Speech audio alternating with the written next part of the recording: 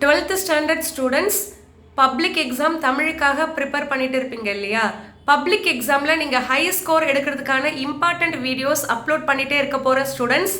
ஏன் இம்பார்ட்டன்ட் சொல்கிறேன்னா, 12th ஸ்டாண்டர்ட்க்கு கவர்மெண்ட்டில் ஒவ்வொரு சப்ஜெக்ட்டுக்கும் 6 PTA மாடல் கொஷின் பேப்பர்ஸ் கொடுத்துருக்குறாங்க.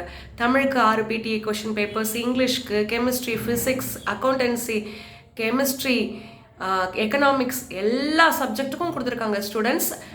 ஸோ அந்த இம்பார்ட்டண்ட் PTA கொஷின் பேப்பரில் இருக்கிற கொஷின்ஸ் பப்ளிக் எக்ஸாம் கொஷின் பேப்பரில் வருது ஸ்டூடெண்ட்ஸ். ஒவ்வொரு வருஷமும் நான் செக் பண்ணி பார்த்துட்டேன், நீங்களும் செக் பண்ணி பார்த்துக்கலாம்.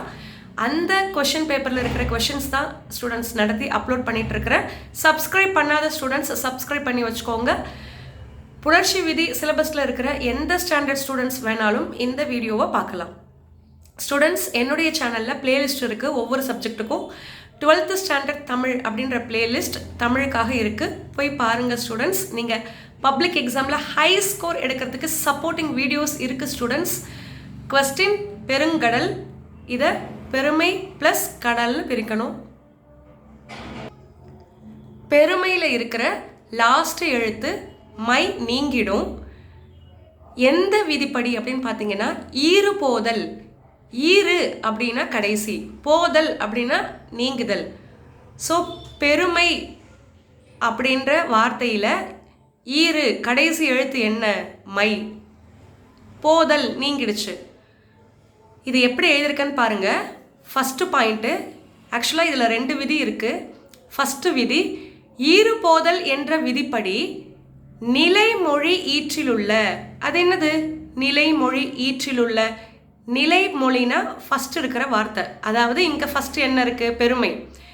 ஈற்றிலுள்ள கடைசியில் என்ன இருக்குது? பெருமையில் கடைசியில் மை இருக்குது. ஸோ நிலைமொழினா ஃபஸ்ட்டு வார்த்தை பெருமை, ஈற்றிலுள்ளனா கடைசி எழுத்து மை. அது என்ன ஆயிடுச்சு? மை கெட்டு, தட் மீன்ஸ் நீங்கிடுச்சு. ஸோ மை நீங்கிடுச்சுன்னா மீது என்ன இருக்கும்? பெரு ப்ளஸ் கடல் இருக்கும் இல்லையா? அதுதான் எழுதியிருக்கேன், பெரு ப்ளஸ் கடல் என ஆனது. அடுத்தது 2வது விதி, இனமிகள். ஏன் இனமிகள் யூஸ் பண்ணுறோன்னா, இப்போது பெரு ப்ளஸ் கடல், இந்த பெருக்கும் கடலுக்கும் நடுவில் இங்கு வந்திருக்கு. அந்த இங்கு எப்படி வந்தது? அதான் ஸ்டூடெண்ட்ஸ் இங்கே எழுதியிருக்கேன், நல்லா பாருங்கள். கடலில் ஃபஸ்ட்டு எழுத்து க. காக்கு பேர் என்னது? காக்கு அடுத்த எழுத்து ஞ. ஞாக்கு புள்ளி வச்சா இங்கு. ஸோ இதுதான் இனமிகள். ஸோ பெருக்கும் கடலுக்கும் நடுவில் இங்கு வந்து பெருங்கடல்னு மாறிடுச்சு. ஸோ இங்கே காக்கு இணை இங்கு. ஓகேவா? ஸோ பேர்னு சொல்கிறோம் இல்லையா? அதனால தான் அதை இனமிகள்னு சொல்கிறோம் விதியில்.